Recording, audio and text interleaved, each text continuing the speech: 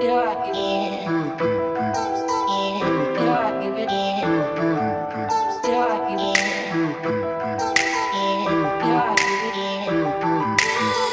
humans are a tribal people.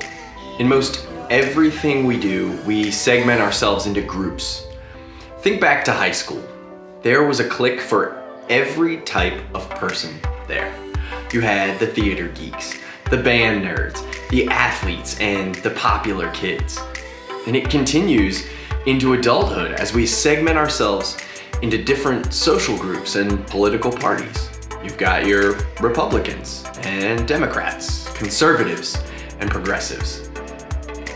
Then we dig even further into different religions and belief systems, and even then, within a single religion, we break it down further into denominations. All of this because we want to belong. Every person has a built-in need to be a part of something. We all want to be needed and to make a positive difference in the world while we're here. So we find our tribe and set to work. Now, these kinds of systems can be helpful. They let us organize and tackle big problems that no one in the world could take on individually. When we come together, we can learn and grow as we share our life experiences with one another. It's a beautiful thing to see a community of people flourishing as they do life together. But this same tribalism that allows us to do powerful good in the world can also drive us to do hurtful and hateful things. The problem occurs when we start to decide who's in and who's out. Inevitably, at some point in any group, a question will arise as to whether or not a certain behavior or belief is acceptable to the group as a whole. As Christians, we've been doing this for centuries, and historically, we haven't handled it well. That's probably putting it mildly. You see, another drawback to siloing into tribes is the bubble effect. The deeper we become entrenched into our particular group, the harder it is to see things from the perspective of someone outside the group. And it becomes way, way easier to say, nope, you're wrong, we're right, and if you want to come play with us, you need to do things the same way we do. Remind you of high school at all? No? That's just me? Okay, that's okay. In 2 Corinthians, Paul is reminding the church in Corinth that Christ died for everyone. There are no exclusions. This tribe literally includes every person, and that can be challenging to wrap your head around.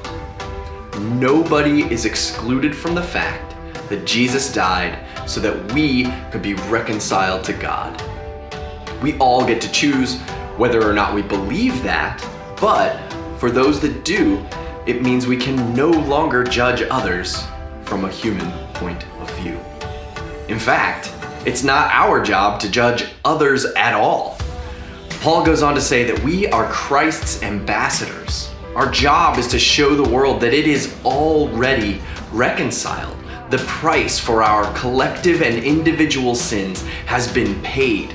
We are forgiven, and with that forgiveness comes new life. It comes with a new identity that isn't tied to our political affiliation or social status or even which denomination you think is best. Our identity as believers in Jesus is simple yet profound. We are God's children, created in God's image and reconciled to God. So if you're wondering if you're in or you're out, let me assure you, you're in. You are forgiven, you are loved, you are needed, and you belong. Let's pray. God, thank you for being with us as we come together and do church together.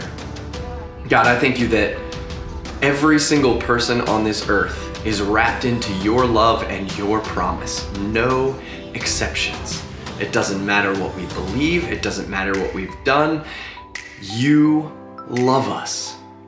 And God, if we choose to receive that love, then we welcome a new identity that isn't tied to our tribe or our social group or our church. But God, it's an identity that is tied to you.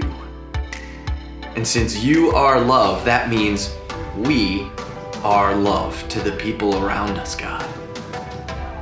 So God, I pray that as we choose to follow you and as we keep our hearts pointed towards you and as we continue to learn and grow together, that God, you would keep us focused on loving others, especially the people that are outside of our little group.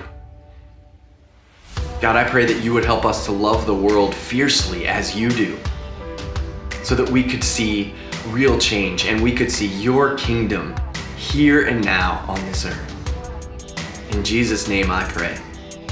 Amen.